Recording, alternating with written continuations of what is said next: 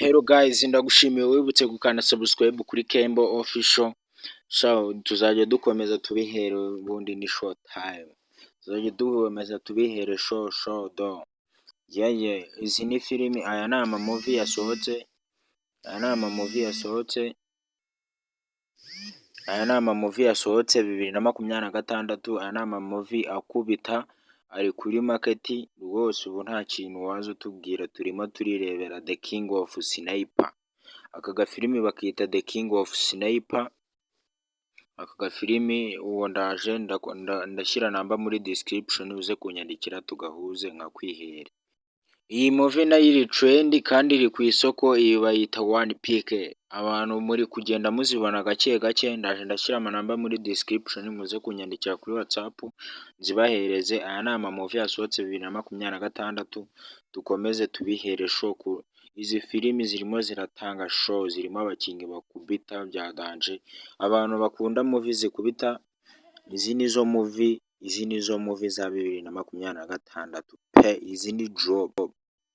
Iyi nayo ni movie abantu, iyi zimaze abantu rwose. Urabona ko iyi filimi iri drop. Iyi filimi barwanira mu mazi. Aka ni agafilimi kameze neza. Njye ntabwo njya nzana filimi zidakubita pe.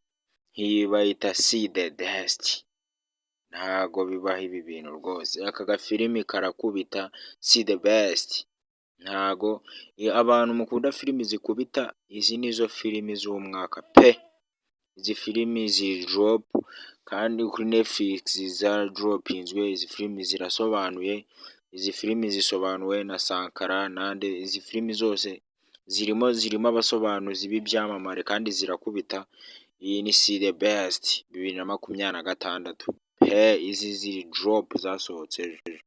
Ku bantu mukunda ibihinde, iki gihinde cyageze hanze. Ku bantu mwabonye Border 1, iyi ni Border 2. Ku bantu mwabibonye murabibona ko yasohotse 22 Jan 2026. Iyi filimi iri drop, urabona ko isohotse ejo bundi. Iyi ni filimi yamaze gusohoka hanze, iki gihinde cyamaze gusohoka. Ku bantu mwarebye icya mbere, iki ni icya kabiri cyasohotse. Namba rwose ziri muri description. Amafilimi hano arakubita papa. Izi nta filimi zihari. Umunsi niroviza gusa pe. Ni movie ziri drop zonyine. Filimi zirahari pe. Yewe we, abantu mwarebye Unlocked papa. Iyi ni movie irimo Selena Gomez. Wallahi pe, izi ni filimi koko. Izi ni filimi pe. Jennifer Lopez. Izi nizo filimi z'umwaka. Jennifer Lopez, ntago ibi bintu bibaho. Iyi ni movie iri Unlocked. Ntago iyi filimi bayita Unlocked. Papa, iyi movie irimo umugeri, isasu byonyine, nta byuma, harimo umugeri n'isasu. Iyi ni movie ya 2026 koko. Tugomba izi ni drop, baba batudropinze izi filimi. Wowe ushaka zino movie, namba ndayishyira muri description. Wowe unyandikire gusa movie tuzibonere ku gihe papa.